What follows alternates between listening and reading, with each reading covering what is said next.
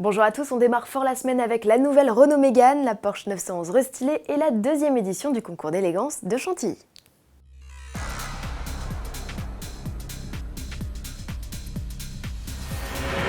Surprise, voilà la nouvelle Mégane. Elle devait être initialement dévoilée le 11 septembre, mais la révélation de photos dans le week-end a contraint Renault à revoir ses plans. La voici donc, cette quatrième génération de la compacte. La berline s'offre un tout nouveau look, résolument plus moderne.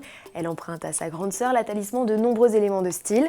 À l'extérieur, elle opte pour la même calandre, les mêmes feux de jour en C et va même jusqu'à reprendre une signature visuelle identique à l'arrière.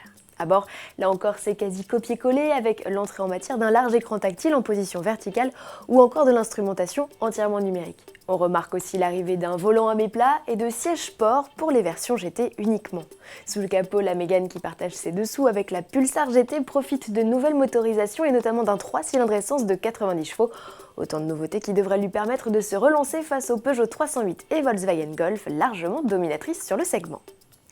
Les amoureux de la 911 vont être déçus ou pas. La sportive star de Porsche se voit offrir un micro-lifting à quelques jours de l'ouverture des portes du salon de l'automobile de Francfort. Extérieurement, les changements ne sont pas flagrants, hormis le nouveau dessin des boucliers, les feux arrière creusés et l'inédit capot arrière à lamelles. C'est justement sous ce fameux capot qu'a lieu la plus grosse transformation.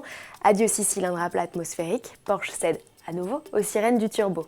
Grâce à une double suralimentation, le bloc, désormais un 3 litres, gagne 20 chevaux, ce qui porte la puissance de la 911 Carrera à 370 chevaux et de la Carrera S à 420 chevaux. Le couple grimpe également de 60 Nm sur chaque modèle.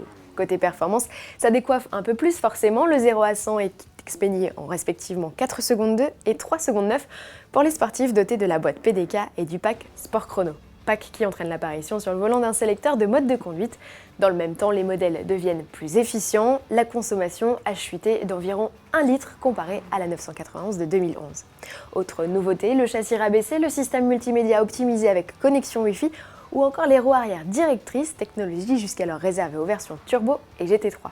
La 911 restylée sera lancée le 12 décembre, mise à prix 98 975 € pour la Carrera et 113 255 € pour la S, soit 6 000 € de plus que les versions actuellement au catalogue. Comptez 112 000 € minimum pour un cabriolet.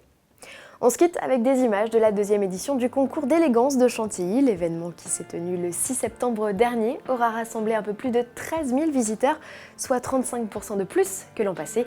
Public qui aura eu l'occasion d'approcher pas moins de 850 modèles et 7 concept cars. Parmi eux la Ford GT, l'Alpine Célébration ou encore la BMW 3 litres CSL Hommage Air qui ont tous défilé accompagnés de mannequins habillés par les plus grandes maisons de couture. Avis aux amateurs, la prochaine édition de Chantilly Art et Élégance est fixée le 4 septembre 2016. À demain.